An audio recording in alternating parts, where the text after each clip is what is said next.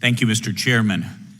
I commend my colleague, Chip Roy, for bringing forward this long overdue piece of legislation. When the FACE Act was passed in May of 1994, a number of members of Congress warned about the potential unintended, or I would argue intended, consequences of the FACE Act.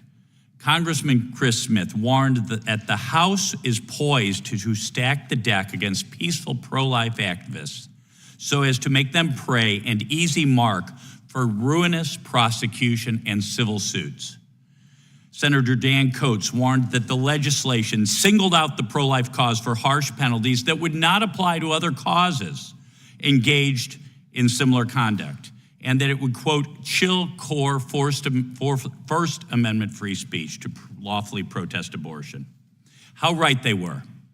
The Alliance Defending Freedom has pointed out that the FACE Act on paper protects pro-life pregnancy care centers as well as abortion clinics. But you would never know it. In 2022, the Department of Justice brought criminal charges against at least 26 pro-life individuals under the FACE Act.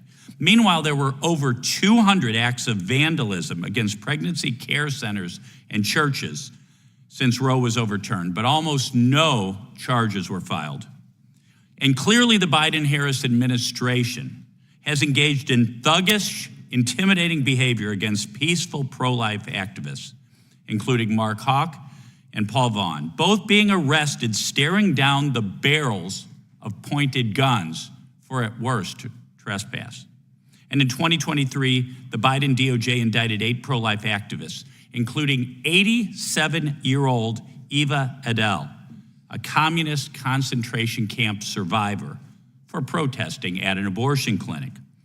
Since 1994, 97%, I repeat that, 97% of FACE Act prosecutions have been against pro-lifers.